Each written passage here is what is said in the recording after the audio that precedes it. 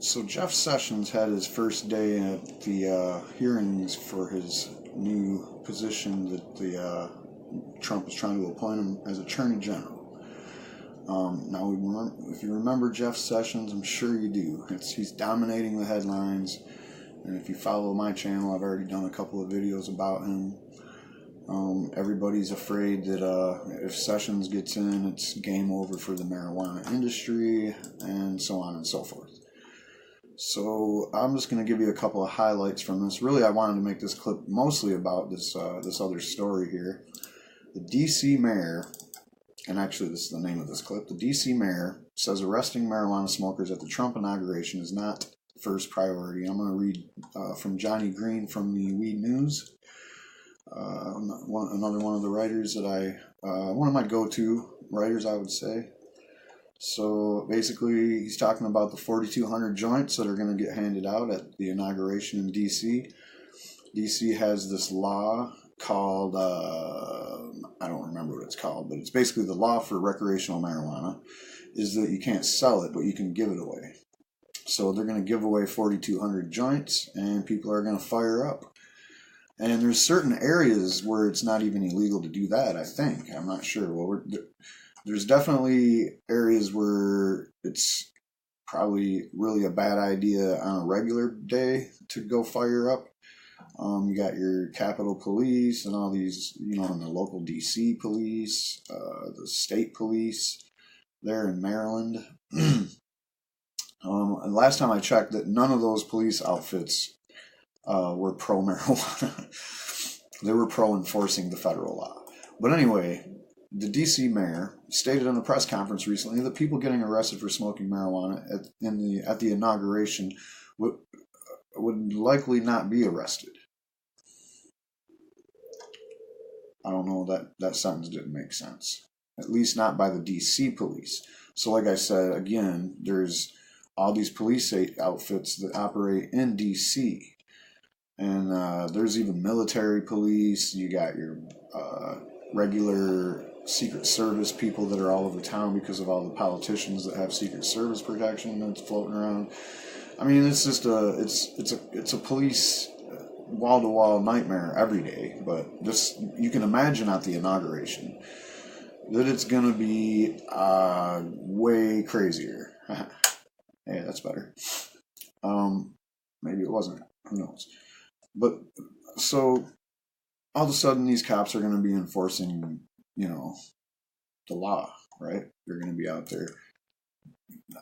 If you've ever been to a political event with lots of police, like, for example, I was in Cleveland this year.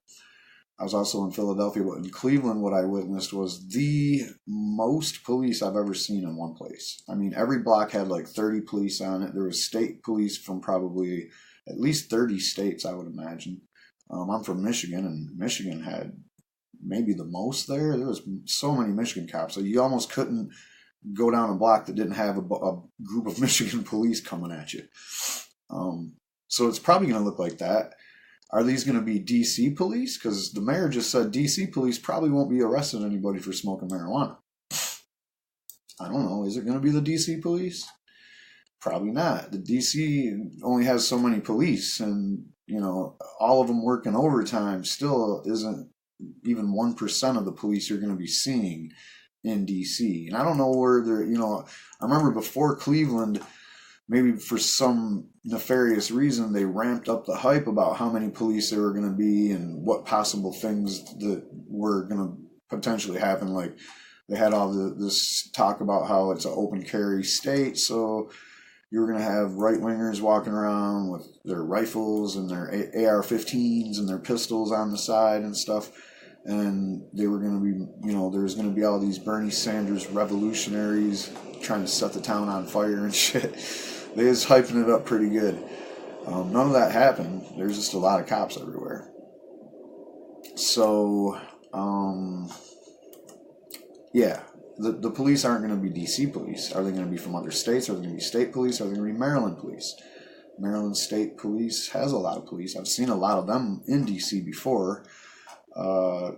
This won't be, the first time that D.C. ramps up the police. And when they do, they probably do have a lot of cops from other states come in. I haven't heard anything about no National Guard or any of that. All right, so let me get back to the story. So you got all these people smoking weed. There's 4,200 joints. I think they're going to run out of joints. I think there's going to be more people than they have joints to pass out that are going to want to participate in this, especially with this Jeff Sessions thing, because the marijuana community is basically freaking out on Jeff Sessions about his appointment, especially the voters who might have voted for Trump because they thought he was a better gamble on marijuana than Hillary Clinton, who the WikiLeaks damage to her didn't stop with marijuana. She actually was caught up in a speech talking about how she was not for legalization of marijuana in every sense of the word. There was an operative word that was used that had something to do with this test they were doing. Like they were giving her a speed session on questions. Like, we're going to fire a bunch of questions off at you and you just give us your gut reaction. Well, her gut reaction was to say that she was never going to legalize marijuana. And Trump basically said, I'm going to continue this hands-off approach, basically like Obama's been doing as far as states' rights. If states want to do something and experiment with a new law, then they're not. Who's the federal government's business to come in and shut it down? And I think Trump is going to stick to that. I don't see why he wouldn't. And why would you do that for just one issue? Why would you break your states' rights discipline for marijuana, but then other things are like, oh, you're just going to let that go, like I don't know, bathroom laws or whatever. Like the federal government didn't come in and say, hey, we're not going to let you do these bathroom law things, Texas, when Texas tried to do that. And Obama's still president last time I checked. All right. So, I think people, and that would be something that somebody would be worried about on the left, right? They'd be like, well, hey, Obama, or if you were a right winger and you were for these bathroom laws, and Obama, you'd be like, oh, Obama might come in at the last minute and try to shut them bathroom laws down. Well, you don't have to worry about fearing that, because I don't think he's gonna. So when you're at these events and you have tons of police and they're everywhere, there's one thing that I've learned over the years, and I've been going to a lot of political events, a lot of protests in general, whatever you want to say. I've been places where there's lots of crowds and lots of police. If you're at a rock concert, police might come and get you for smoking weed, because that's part of the thing. That's part of how the police make money is during rock concerts, is they bust people with drugs. But when it comes to political events, not so much. They have priorities, and breaking ranks to give somebody a ticket for smoking marijuana is not a good reason to break ranks. Is that to say that they will always abide by that and never break ranks, to put the cuffs on you and take you downtown, waste an hour writing a ticket, doing a report, booking you into jail? I don't know. I mean, sometimes it just depends. Like this guy just said, the mayor just said that the DC police aren't about it, and you got your beefed up police that are there for a reason, specifically crowd control. You always have this threat of terrorism, whatever. You got to have people protected. There's probably going to be a lot of people there. I'm imagining a lot of protesters, not just marijuana protesters, but there's this whole "not my president" bullshit going on. Those people will probably be out there in numbers. So I'm pretty much on the fence about whether these other cops are going to break ranks or not. So a quote is, speaking at a news conference on Friday, Democratic Mayor Muriel Bowser said police and city leaders want to see people peacefully exercising their First Amendment rights. Bowser says arrest for smoking pot wouldn't be our first priority. And that's, like Obama's list of priorities for police. It was like an 8-point bullet list, and it was things that police can actively solve, can accomplish through patrolling and, different things that are prioritized, that are more important for public safety than enforcing marijuana laws. And that's what this is. It's just nothing different. So everybody's worried about Jeff Sessions, and I've seen a couple of articles here and there about, well, what could Jeff Sessions actually do? And then I did look at Johnny Green's article, and I see a lot of stuff in here that is true. He could possibly do something. Now, I like how Johnny Green, at the top of the article, he basically says, the industry, people that think that Donald Trump isn't going to throw a wrench at business, like, oh, this is marijuana, it's big business, they're making billions of dollars. Trump's pro-business, he's going to, he's pro-money, he's pro-business. So isn't he supporting industry if he lets the industry thrive? The industry thrives on the backs of the industries that don't want it to thrive because it's hurting their bottom line. And he mentions, Sheldon Adelson, and you have your alcohol lobbies, the prison lobbies, the pharmaceutical lobbies. Those lobbies were, out there trying to shut those 8 ballot initiatives down in November with all that reefer madness, because including the prison industry and the people that provide food for the prison industry even.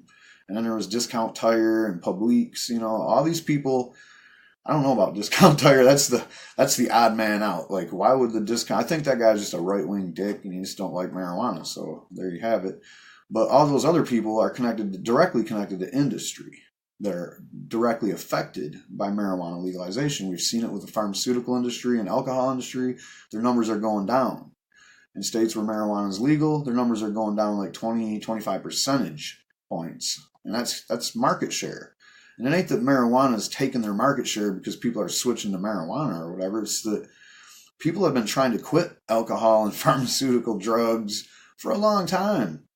And now that they can come out of the shadows and medical marijuana is more readily available and more realistic, it's possible to do that. And obviously the prison industry is suffering because no matter what they tell you, possession is one of the reasons why a lot of people are in prison, possession of marijuana. And even the people that got caught selling marijuana, they shouldn't be there either. It's a nonviolent crime. So can Jeff Sessions put the marijuana legalization back in the Pandora's box? I mean, come on. There's a lot of momentum in the movement. Legislation has already been begun in Texas to decriminalize marijuana. That's one of many pieces of a broader package of bills that leads all the way to recreational marijuana being regulated in Texas. I don't think they're going to get to that one. I don't think that one's going to even see the light of day. But right now, already in early session, they're already talking about decriminalizing marijuana in Texas. Okay, are you following me? 4 states on the East Coast are haggling with the idea of legalizing marijuana recreationally. Vermont looks like they might maybe not do that this session. All indications, but basically it's keeping up with the Joneses because you have all those places that just did it, Maine and Massachusetts. The other states are like, what about us? We're kind of stuck out here, still doing the old thing that we know hasn't worked. And I can't stress that enough. Jeff Sessions goes out there and starts talking about going back to the old ways. The fucking pushback is going to be huge. I mean, 65% of the country right now want recreational marijuana regulated.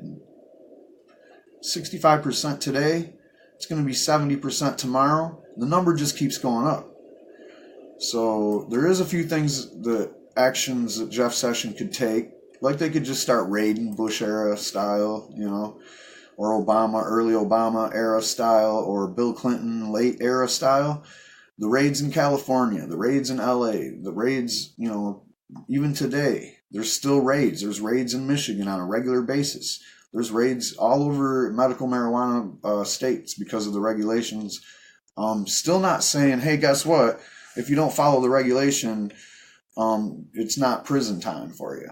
But these guys are like, if you don't follow the regulation, you don't even get to use medical marijuana as a defense. And we're talking about being off by just a couple here. We're not talking about someone running a whole warehouse. We're talking about people that got 10 extra clones or some shit. So, okay. What can Jeff Sessions do?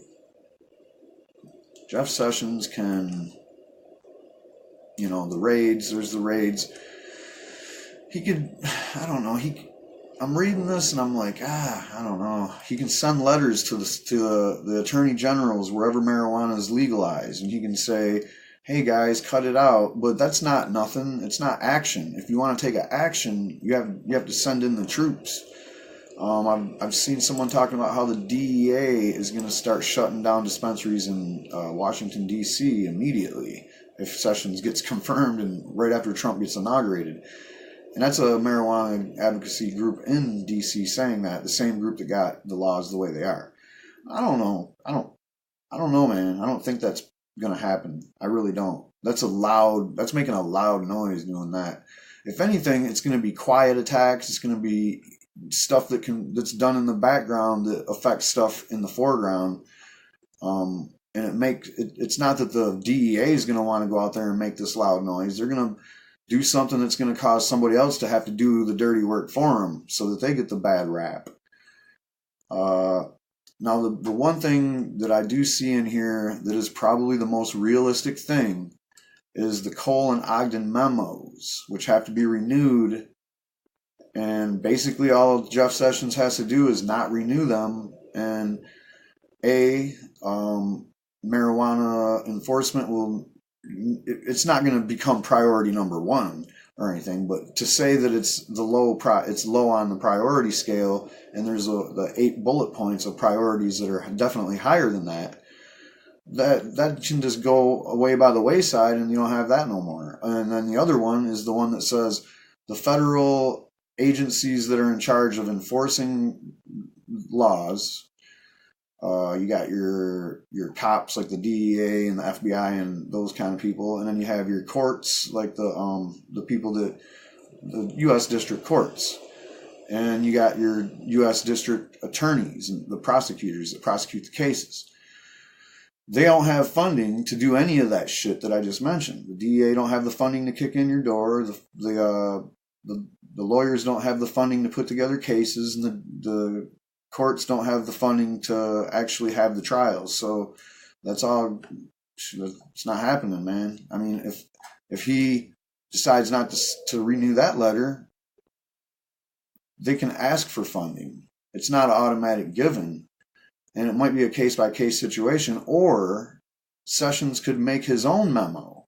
Now, that's probably what's going to happen. I mean, the guy's been around for a while. He's not stupid. The best thing for him to do is make his own memo, and then we'll see what happens when we see his memo. That's all we can really do. Sessions, today at his hearing, I can't really say a whole lot about what Sessions did in the hearing as far as marijuana goes, because there wasn't a whole lot asked of him. But let's see. I got a couple of notes that I want to mention. Sessions basically was asked by the senator from Vermont, Patrick Leahy, about the marijuana question. And what did he say? He said it was kind of a confusing non-answer. Would you use your federal resources to investigate and prosecute sick people who are using marijuana in accordance with their state laws, even though it might violate federal laws? And the answer is, I won't comment to never enforcing federal law, Senator Leahy. I think some of the Obama-era guidelines are truly valuable in evaluating cases. Using good judgment about how to handle these cases will be a responsibility of mine. I know it won't be an easy decision, but I'll try to do my duty in a fair and just way. So basically, again, he's saying that thing that Obama said about priorities and enforcing things that you can enforce and it's going to make a difference and all that crap. He's not walking away from that, and maybe that means he's not going to walk away from those memos. Who knows? There's one more quote that came out of the hearings today. And I did want to hear a couple. I do have a couple of quotes from some people in the marijuana movement. We'll get to that tomorrow or whenever. I'm not going to do another Sessions video until the last hearing is over and we find out whether or not he's confirmed. But on that front, like I said, here's the quote from Sessions. And this is the one that you got to pay attention to the most, I guess. Congress has made the possession of marijuana in every state and the distribution of it an illegal act. So if that's something that's not desired any longer, Congress should pass a law to change the rule. It's not so much the Attorney General's job to decide what laws to enforce. We should do our job and enforce laws effectively. Now, if that isn't a call to arms for you to write your congressman a letter or call him on the phone. I guess that's the two ways it's going to get to him. If you write a fucking email or throw them a Facebook thing, that's not going to do shit. They don't care about that. Those are easily dismissed. If you call them, they have to make a memo every time. If you write them an actual hard letter and snail mail it, they have to read that shit. Now, emails, that's a different story. Emails are also classified as they have to make a notation of it. Every time an email is made, they have to make a hard copy of it and put it in just like a memo from a phone call. Problem is they can disregard emails for the stupidest of reasons. And what I mean by that is that they can call your email spam. So if it ain't formatted the proper way, out it goes. With a handwritten note or a phone call, format's not important. It used to be, but it ain't anymore. It is notable that Sessions chose not to commit to vigorously enforcing federal prohibition laws in states that have reformed their marijuana laws. And that was a quote from Robert Cappucci of Marijuana Policy Project in a statement. He was given the opportunity to take an extreme prohibitionist approach and he passed on it. And that's why I said that last statement was the one that you should pay attention to the most. He's saying, hey, this is still something on the table that I could enforce. Will I? I don't know. If you definitely don't want me to, write your congressman. And then, of course, Frank Lane, Vice President of Finance Services Company Cannabis FN, he says that though it is possible that a slightly more restrictive Sessions memo will replace the existing Cole memo, we do not believe an AG Sessions will disrupt the long-term growth prospects of the U.S. cannabis industry. And I don't think so either, but I do believe he will try something to slow it down. And now, like I said, he's not out there dropping nukes or nothing. There's the last thing I'm going to say about Sessions' hearing on the first day of his hearings is a quote. This is a bottom line quote from the New York Times, and it says, Mr. Sessions has been in the Senate for nearly 20 years, and he is liked by his colleagues. Moderate Republicans and at least one Democrat have said they will vote for him, which all but guarantees his confirmation. And General Kelly is likely to easily be confirmed as well. If you remember that, General Kelly was the one that Trump picked for Homeland Security. And from all I've read about that, he's cruising through no problem too. So, speaking of cruising through no problem, that's what it looks like Jeff Sessions is doing in these hearings on day one. It looks like he basically just passed right through there, and there's nothing slowing him down. The protests all around aren't slowing him down. You have protesters at his offices. You have protesters on the streets. You have protesters right outside of where the hearings are, and maybe even right inside. I don't know, but they're calling. People are calling their senators, telling them to say no to Sessions. There's like 25 different ways that people are protesting this right now, and I don't think any of it is mattering. Not a single bit.